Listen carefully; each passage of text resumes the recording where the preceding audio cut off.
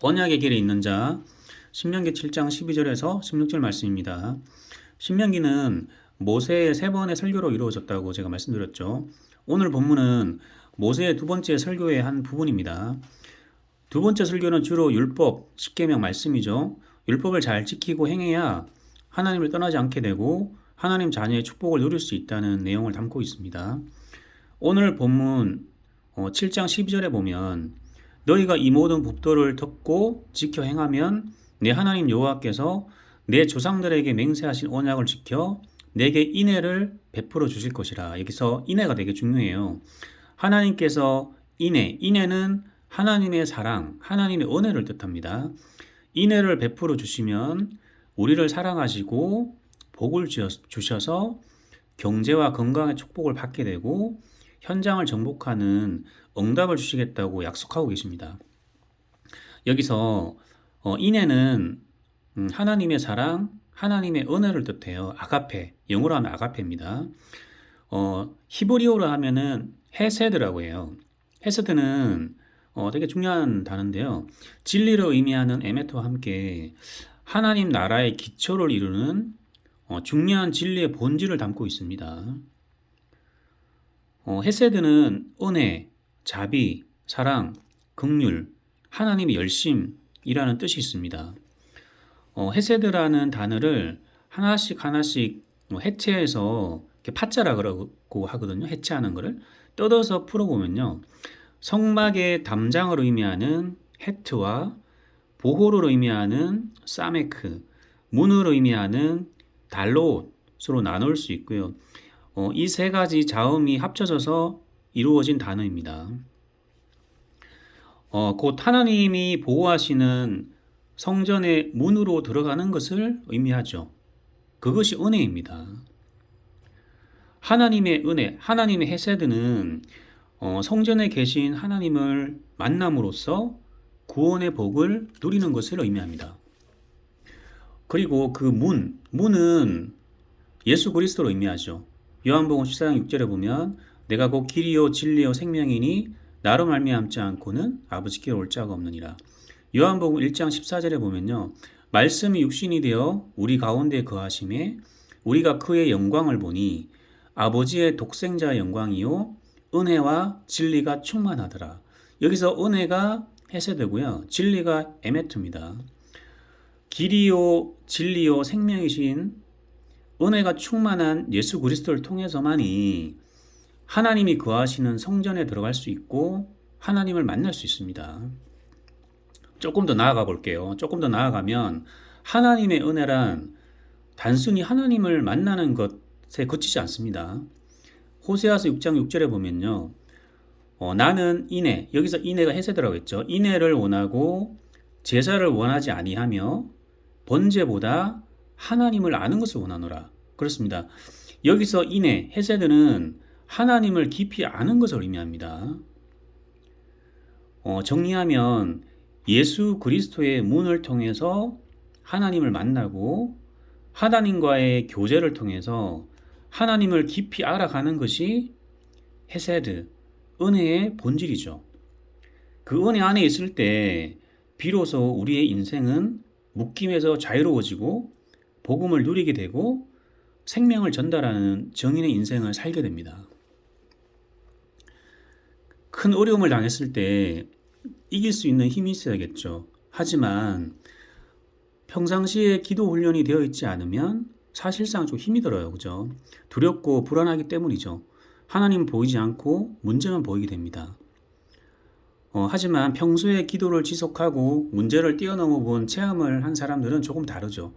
강대국처럼 보이는 큰 문제에 속지 않고 믿음과 용기를 내게 되고 주변 사람들의 불신앙과 거짓말에 흔들리지 않습니다.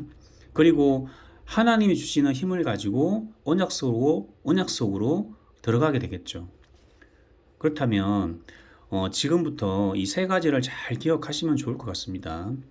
첫 번째는 하나님께서 우리에게 전무후무한 언약을 주셨죠. 지난주에 제가 언약이 베리트라고 했잖아요. 12절에 보면 조상들에게 맹세한 언약을 주셨다고 했죠. 언약은 베리트입니다. 짐승을 쪼개다라는 의미가 있다고 그랬죠. 예수 그리스도를 십자가에서 쪼개시고 죽이심으로 하나님께서 일방적으로 언약을 성취하셨죠. 그 언약이 이미 우리에게 와 있고 이제는 그 언약을 누려야 됩니다. 그러기 위해서는 하나님을 만나야 되겠죠. 어떻게 만날 수 있을까요? 그리스도를 통해서만이 하나님을 만날 수 있겠죠. 예수가 주인된 만큼 하나님을 만날 수 있습니다. 다른 것이 주인이 되면 하나님을 만날 수 없겠죠. 내가 마음이 답답하고 불안하고 뭔가 설명할 수 없는 문제에 시달리고 있다면 이미 내가 다른 것이 좀 주인이 되어 있다고 봐야 되는 거죠. 예수가 주인이 되면은 될수록 하나님을 깊이 만나게 되고요. 하나님의 사랑을 느끼게 됩니다. 하나님의 사랑이 느껴지면 다 끝나는 거죠. 모든 문제와 상처, 시달림으로부터 해방이 되겠죠. 그 어떤 것도 문제가 될 것이 없는 거죠. 그리고 하나님의 사랑을 이렇게 계속 체험하면은 사단이 완전히 떠나가게 됩니다. 흑암이 완전히 무너지게 됩니다. 그러려면은 우리가 기도를 통해서 하나님의 능력, 하나님의 사랑을 체험해야 됩니다. 하나님의 사랑은 제가 헤세드라고 했죠. 헤세드는 하나님이 보호하시는 성전, 성막의 문으로 들어가는 것이고 그분이 그리스도라고 했습니다. 또한 예수의 문을 통해서 성전에 들어가서 하나님과 교제하고 하나님을 깊이 아는 것, 하나님의 사랑을 느끼는 것이 헤세드의 본질이라고 제가 설명을 해드렸죠. 이렇게 하나님의 은혜를 체험하기 위해서는 제일 먼저 예수 이름을 불러야겠죠. 예수가 각인이 되어야 됩니다. 그리스도가 주인이 되어야 자동으로 은혜 안에 들어가는 거예요. 헤세드 안에 들어가는 거예요. 다른 것이 주인이 되어버리면, 다른 것이 자꾸 각인이 되면 절대로 하나님의 사랑을 체험할 수 없거든요. 그래서 30고백이 중요한 거예요. 정시로 예수 그리스도를 내 인생의 주인으로 계속 고백하셔야 돼요. 아침에 일어나서 고백하시고 점심때 시간을 조금 내서 고백하시고 저녁 때 자기 전에 예수 그리스도를 내 인생의 주인으로 고백하시고 순간순간 계속해서 예수를 내 인생의 주인으로 계속 고백하셔야 됩니다. 그렇게 예수가 각인되고 뿌리가 내려지면요 자동으로 하나님의 헤세드 안으로 들어갈 수 있겠죠. 하나님은 말씀이라고 했잖아요. 그 헤세드 은혜 안에 들어가면요 말씀이신 하나님과 깊은 교제를 할 수 있어요. 성경 말씀이 은혜가 되고요 강단 메시지가 와닿고 성취가 되고 하나님의 깊은 사랑을 점점 체험하게 되고 느끼게 됩니다. 그래서 고백이 제일 중요한 거예요. 하나님을 향한 사랑 고백이 제일 중요하죠. 또 하나님도 그 고백을 듣기를 원하시는 거고요. 그리고 말씀 암송 하시고 적용 기능을 통해서 내 개인적인 기도를 계속해서 꾸준히 지속하면은 가장 올바른 방법으로 기도 응답이 되고요. 그리고 하나님을 만나려면은 제가 성경을 읽어야 된다고 그랬죠. 하나님의 말씀이기 때문에 그죠? 그래서 조금씩 시간을 내서 하루에 한 장씩이라도 이제 성경을 읽는 습관을 들이는 것이 정말 중요합니다. 그리고 기도 수첩과 메시지 듣기를 꾸준히 지속하면 예수가 우리 인생의 각인이 되는 만큼 우리가 말씀을 통해서 하나님을 만날 수 있게 되고 그 속에서 참된 자유와 해방을 누릴 수 있게 되는 거예요. 이렇게 지속하면 최고의 영적 수준에 이르게 됩니다. 그 상태를 영적 서밋이라고 하죠. 다른 게 아니라 복음을 누리는 행복한 사람이 되는 거예요.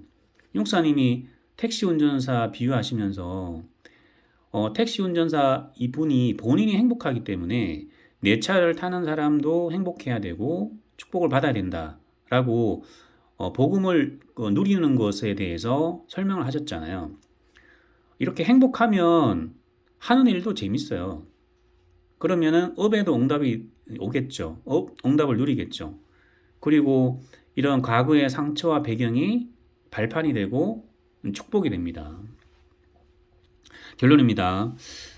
지금 마음이 힘들고 지쳐서 포기하고 싶은 분들도 많이 계실 거예요. 너무 많은 것을 생각하지 마시고요.